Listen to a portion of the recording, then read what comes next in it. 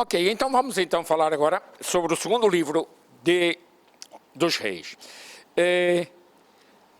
Eu gostaria de fazer um resumo histórico rapidinho. Vou tirar a máscara para facilitar.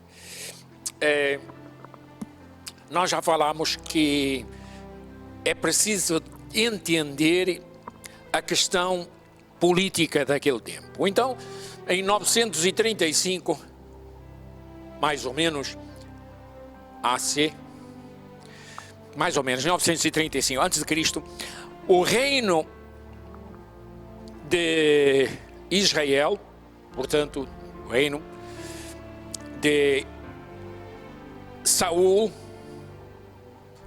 Davi e Salomão, se divide em dois. Então este aqui passa a ser o reino do norte. Reino do norte, a capital é Samaria. E o reino do sul,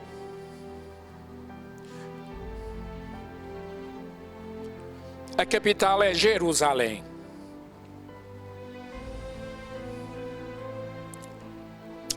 O templo está em Jerusalém. Então, quem é do sul tem privilégios. A mesma religião, mas dois reinos. Portanto, politicamente, são separados. Religiosamente, um só. Por causa da religião, quem era daqui tinha que ir a Jerusalém, fazer uma vez por ano o que mandava a lei de Moisés. E então começou a dar confusão. O rei do norte começou a ficar com ciúme, porque o povo ia para Jerusalém e o rei de Jerusalém, o rei de Judá, era o grande anfitrião. Então, por isso, o reino do norte começou a proibir que alguém fosse em Jerusalém.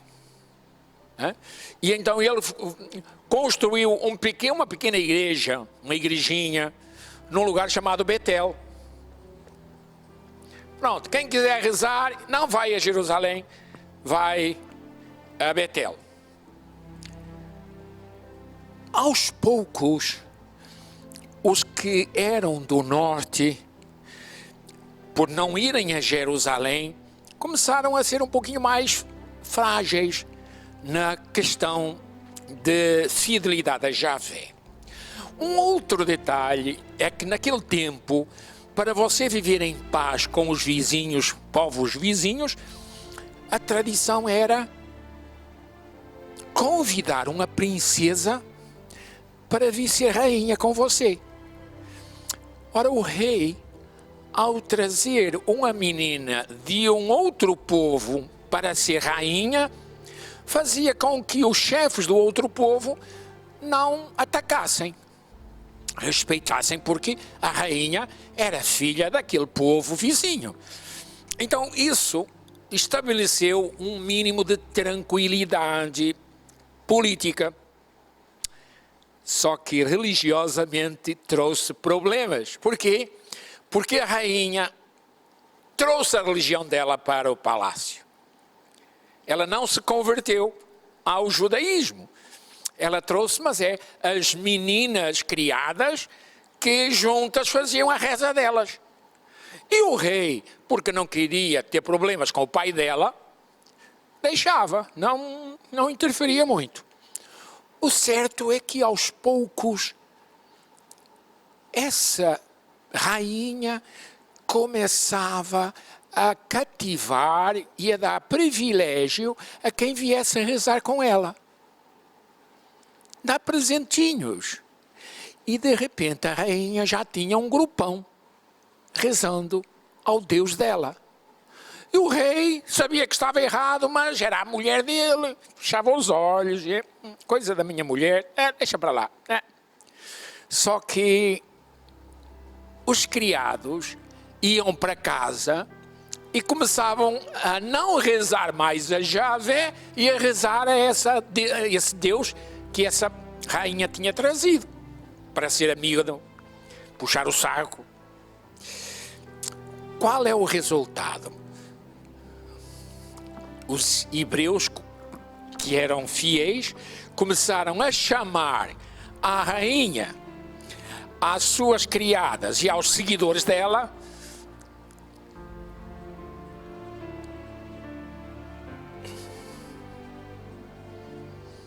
prostitutas. A prostituição não estava como nós entendemos hoje, não era uma questão de sexo. A prostituição era servir um outro Deus, deixar a fidelidade a Javé. Então começou a chamar a rainha e às suas criadas e a todos os que aceitassem, a prostituição. Eles se deixaram prostituir e começou a haver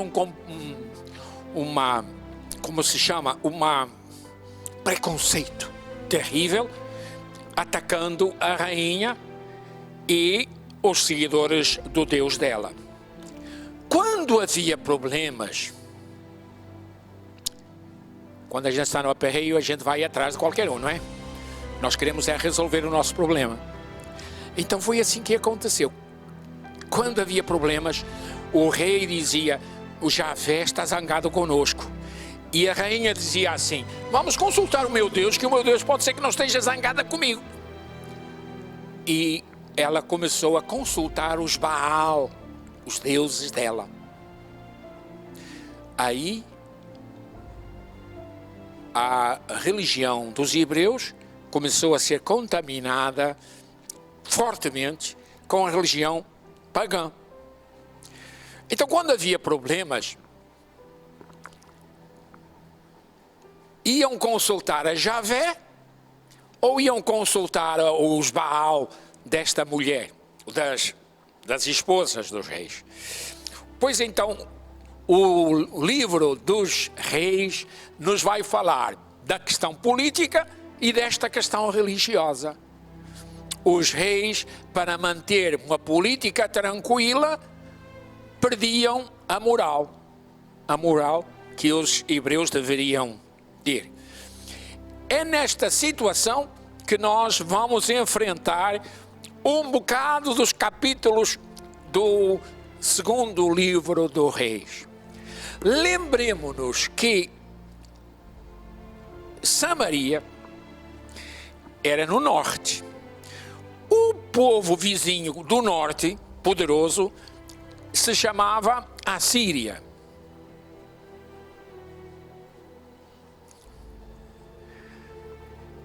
A Síria era um povo do norte, mais ao norte, que começava a ver no Egito, que é um outro grande poder daquele tempo, uma certa fraqueza. Então os assírios começaram a querer ser dominadores de toda a terra. Só que, claro, os egípcios tinham ainda muito poder. Mas os assírios queriam começar a forçar a barra. E aí vem a questão de um pequeno reino chamado Samaria. O que é que a gente vai fazer? A Assíria queria tomar Israel e queria tomar... Eu vou fazer aqui um pequeno mapa, rapidinho. Aqui é a Síria, aqui é Israel, aqui é o Mar Mediterrâneo, e aqui é o Egito, com o rio Nilo por aqui. Então a Síria, vendo a fraqueza do Egito, começa a ter aspirações a dominar o mundo todo. E vai começar logo por aqui. Manda o exército para aqui, que era o reino do norte da Samaria. Foi nesta situação aqui que os reis do norte começaram a recorrer aos Baal para ver o que é que a gente vai fazer. Aqui em Jerusalém, reino do sul. Então Deus mandou Elias para chamar a atenção do rei. Cuidado, rapaz. Tu, para ficar rei, chamaste uma mulher para tua esposa que não aceita Javé.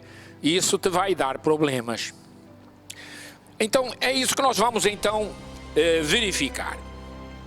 Eu queria então pedir a você que está acompanhando, se você tivesse uma Bíblia, era interessante pegar no segundo livro do Reis para ver como ele começa. Acabe era o rei do norte. Acabe tem uma história muito interessante, já está no primeiro livro do Reis. Ele, por causa da Jezabel, que eu já falei tantas vezes na Bíblia, Jezabel é a pior mulher que é mencionada na Bíblia. Ela quis matar o profeta Elias. Ele teve que fugir. E no fim ele já queria jogar a toalha, mas Deus voltou a chamá-lo e disse: não, ainda não terminei contigo. Pois bem.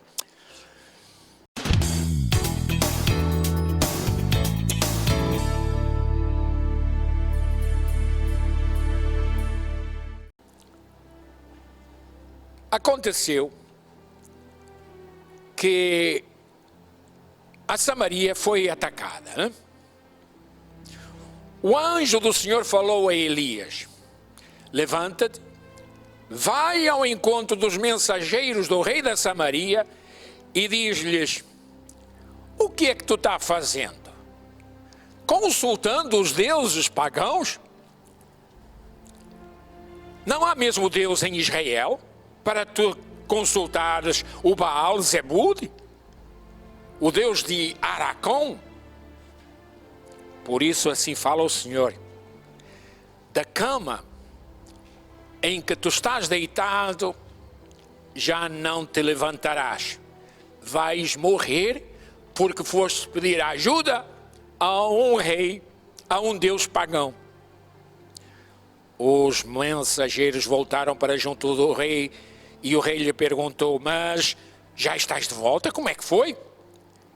E eles responderam: um homem veio ao nosso encontro e nos disse: volta para junto do rei que vos mandou, e dizei: assim fala o Senhor, então não há um Deus em Israel para mandares consultar um Deus pagão?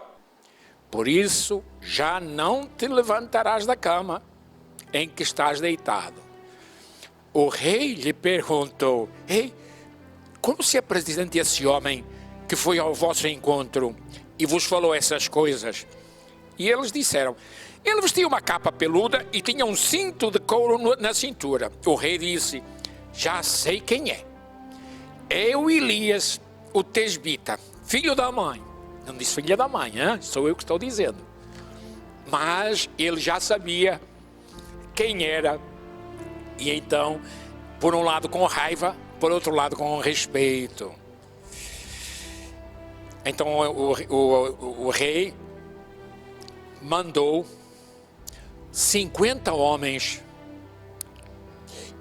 para o alto do monte onde estava Elias e disse: homem de Deus, o rei manda que desças, venhas lá.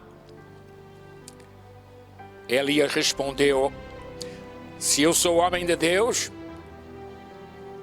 desça do céu um fogo que devora ti e esses teus 50 homens. E rapaz, a praga pegou. Eu não estou inventando, está aqui, é? Segundo livro do Reis. O fogo desceu do céu e devorou junto com os 50 homens. O rei mandou a segunda turma de 50 e o Elias faz a mesma coisa. E mandou a terceira e faz a mesma coisa. Coisa séria.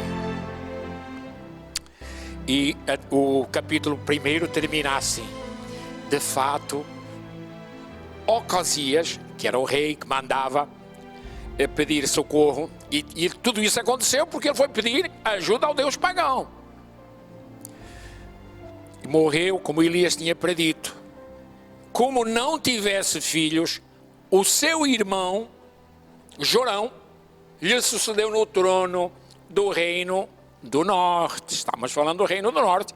É o trabalho do Elias e do Eliseu no reino do norte. Então o Jorão se tornou o rei. E o resto da história está no livro dos Reis. Então vem o capítulo número 2 do livro dos Reis, que também é bonito. É pena que não tenha aqui ninguém para ler, mas eu leio.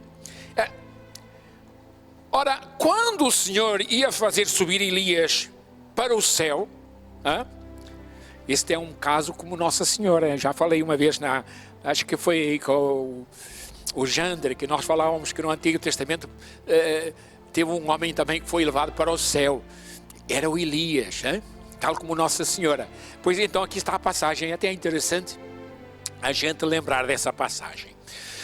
Elias disse a Eliseu, Elias para o céu. Elias e Eliseu partiram de Gileal, mas lembrando que Eliseu era o discípulo de Elias. Então Elias disse para Eliseu: por favor, fica aqui, pois o Senhor me enviou a Betel. Lembram Betel? Betel é o local onde foi feito o templo para não precisar de ir a Jerusalém. Eliseu, no entanto, respondeu: pela vida do Senhor e pela tua própria vida, eu não te abandonarei. Então, quando desceram a Betel, os filhos dos profetas que se achavam lá saíram ao encontro de Eliseu e lhe disseram: sabes que hoje o Senhor vai arrebatar de ti o teu senhor mestre? E ele respondeu: já sei, mas façam silêncio. Elias disse a Eliseu: por favor, fica aqui, pois o Senhor me mandou a Jericó. E o outro respondeu: pela vida do Senhor e pela tua própria vida, não te abandonarei. E foi com Elias para Jericó. Vocês estão vendo que o Elias queria se desfazer de Eliseu. Por isso dizem, mas o Eliseu, como discípulo fiel, diz: não, eu não te abandono, de jeito nenhum. Então, fidelidade total. Ora, 50 filhos dos profetas os acompanharam agora, e ficando parados à parte, a uma certa distância, enquanto os dois, Eliseu e Elias, se detiveram à margem do rio Jordão. Elias tirou o manto, enrolou-o, bateu na água e ela se repartiu ao meio. Lembram? Estávamos lembrados do livro do Êxodo, em que Moisés, com a vara, fez o rio vermelho, mar vermelho. É a mesma peripécia. Então, Elias tirou o manto, enrolou-o, bateu na água e ela se repartiu no meio, de modo que os dois puderam passar a pé enxuto. Depois que passaram, Elias disse a Eliseu: pede o que te devo fazer antes que eu seja arrebatado da tua presença. E olhem o que é que Eliseu pediu a Elias. Também não era, o camarada não era modesto, não. Olha o que ele pede: eu gostaria de receber uma porção dupla, não é metade da que tu tens, é uma porção dupla do teu espírito. Elias respondeu: fizeste um pedido difícil, meu filho, mas se me vires ao ser arrebatado do teu lado, terás o que pediste. Se não me vires, não terás nem metade. Ora, enquanto seguiam pela estrada conversando, de repente apareceu um carro de fogo, com cavalos também de fogo, separando-os um do outro. Elias de um lado e o Eliseu do outro. E Elias subiu para o céu num turbilhão, nesse carro de fogo com os cavalos. Quando Eliseu o viu, começou a gritar: meu pai, o carro de Israel e sua parelha. Quando o perdeu de vista, pegou nas suas vestes e as rasgou em duas. Em seguida apanhou o manto que Elias tinha deixado cair e, voltando sobre os seus passos, estacou à margem do rio Jordão. Então tomou o manto que Elias tinha deixado cair e com ele golpeou a água, dizendo, olha o texto, né? onde está o Senhor Deus de Elias? E apenas tinha batido na água com esse manto de Elias, ela se dividiu ao meio, de modo que Eliseu pôde voltar para Jericó. Quando os filhos dos profetas residentes em Jericó o avistaram do outro lado, exclamaram: o espírito de Elias repousa sobre Eliseu. Eles foram ao encontro dele e se prostraram diante dele, dizendo: aqui entre os teus servos há 50 homens que te seguem. Não seria o caso de eles se porem a caminho para procurar o teu mestre? Eles pensaram que Eliseu desapareceu, mas estava perdido em algum lugar. O carro de fogo tinha-o deixado talvez numa floresta. E então ele diz assim: não mandeis ninguém. Eles, no entanto, insistiram, e então Eliseu disse: está bem, pronto, mandai, fazei o que vocês querem. Eles mandaram os 50 homens procurando durante 3 dias.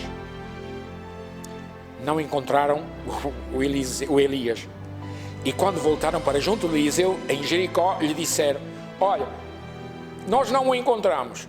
E Eliseu disse: mas eu não vos disse que não o ias encontrar? Ora bem, logo a seguir, depois deste episódio, vem a atividade de Eliseu. E o primeiro caso é uma água salobre, lá em Jericó, onde ele estava, e lhe pediram: olha, já estamos vendo que tu tens o Espírito de Deus, não dava para tu fazeres com que esta água seja potável? E ele faz uma reza e a água fica boa para beber. Logo a seguir, agora vamos assim, é no capítulo 2 do segundo livro do Reis, eu faço questão de falar para vocês. É o versículo 23 do capítulo 2. Porque esta é uma historinha que eu gosto de lembrar para botar respeito no padre. Quer dizer, não, para que vocês tenham respeito aos padres. Então foi assim. O Eliseu estava em Jericó e começou então a fazer a sua caminhada. E numa encosta, porque subindo para Jerusalém tem uma encosta, estavam lá uns moleques. E os moleques viram Eliseu de cima e viram que ele tinha assim era um pouquinho calvo. E começaram a dizer: careca, careca, fazendo pouco do Eliseu. Rapaz, olha aqui, eu vou ler que é para vocês não pensarem que sou eu que estou inventando. Então, enquanto ia subindo a estrada, um bando de meninos, aqui não é moleques, um bando de meninos saiu e começou a fazer troça dele, gritando: vem subindo, seu careca, vem subindo.